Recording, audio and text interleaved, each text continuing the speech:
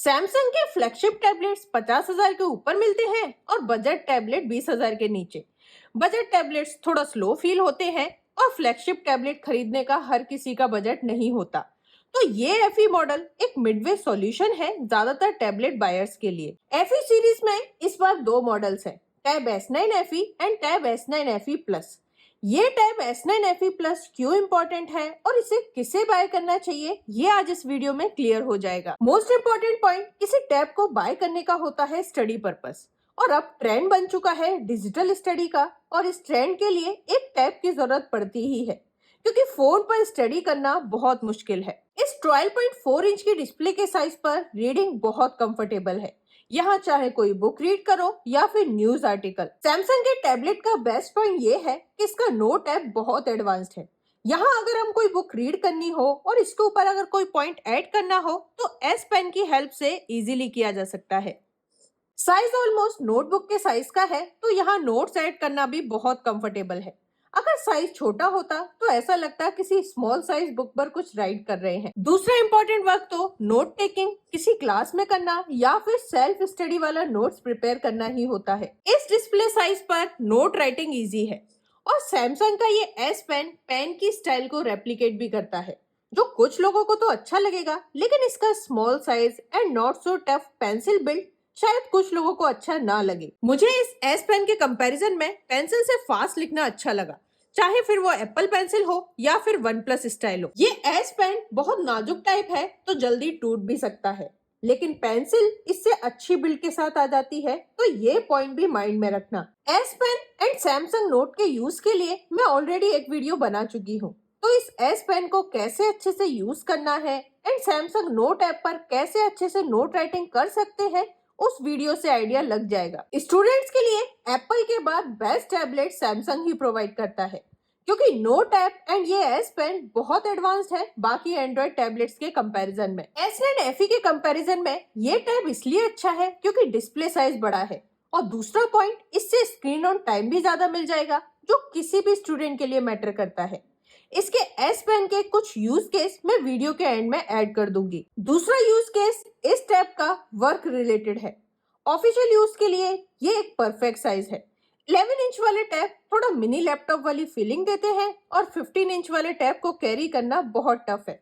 इस डिस्प्ले पर work open करके कुछ भी राइट करना डेस्क मोड में बहुत इजी एंड कंफर्टेबल है। एक्सेल में कुछ भी टाइप करना छोटी स्क्रीन पर उतना अच्छा नहीं लगता, और इस साइज की डिस्प्ले पर टाइप करना भी इजी है और दिखने में भी सही लगेगा। तो प्रोफेशनल्स के लिए भी ये डिस्प्ले साइज अच्छा है। बैटरी लाइफ तो उनके लिए भी मैटर करती है, क्योंकि ऑफिस वर्क से बाहर रहना पड़ सकता है, तो थोड़ा एक्स्ट्रा बैटरी टाइम मिल जाए तो बेटर है। दोनों ही यूज केस के लिए एक इशू सबके माइंड में रहता है कि क्या इस टैब में जो प्रोसेसर है वो 3 से 4 साल चल पाएगा बिना किसी इशू लैग के। तो अगर आप स्टडी पर्पस के लिए या फिर प्रोफेशनल वर्क के लिए इस टैब को बाय करते हैं तो ये टैब 3 से 4 साल बिना किसी इशू के चल जाएगा। लेकिन इस टैब के परफॉर्मेंस के पॉइंट से ज्यादा एक्सपेक्टेशन ना ही रखें। ऐसा नहीं है कि यहाँ गेम नहीं खेल सकते, लेकिन वो गेम सभी तो खेल पाओगे, लेकिन जब 2 साल बाद इसके प्रोसेसर स्लो फील होने लगेगा तब गेम्स या हैवी टास्क करना इस पर मुश्किल हो जाएगा। एक और एग्जांपल से क्लियर करती हूँ कि ये प्रोसेसर सैमसंग A54 में और यही सैमसंग A35 में आने वाला है। जब कंपनी इस प्रोसेसर को A35 में यूज करने वाली है तो ये इतना खराब तो नहीं है कि बहुत ज्यादा लैग करने लगे 2 साल में। सैमसंग टैब S6 लाइट को लोग 3-4 साल से यूज कर रहे हैं और आज भी अच्छे से यूज कर पाते हैं, तो इस टैब से भी नॉर्मल यूज के लिए कोई इशू नहीं होगा। ये बात मैं पुराने वीडियोस पर आए कमेंट्स के बेस पर बोल रही हूँ। तो परफॉर्मेंस iPad 10 जैसा नहीं मिलेगा और ना ही Xiaomi Pad 6 जैसा, लेकिन टैब का जो मेन काम है स्टडी वर्क, वो इससे इजीली हो जाएगा। क्रिएटिव लोगों के लिए तो iPad ही बेस्ट होता है, और ये एस पेन मुझे लगता भी नहीं है कि कोई क्रिएटिव पर्सन यूज करेगा, क्योंकि पेंसिल से प्रॉपर डिजाइन या ड्राइंग होती है। फिर भी कैजुअल क्रिएटर तो इससे भी काम चला सकते हैं, बट उनके लिए प्रॉपर रिकमेंडेशन iPad ही है। एंड क्वाड स्पीकर्स नहीं है टैब S9 और OnePlus Pad की तरह, और ना ही उनके जैसी साउंड क्वालिटी, लेकिन डुअल स्टीरियो स्पीकर्स हैं विद डॉल्बी एटमॉस, जो कि बहुत अच्छे हैं। सिर्फ एक्सपर्ट ही इस साउंड क्वालिटी में कमी निकाल पाएंगे। Yeah, no, I don't wanna waste what's left.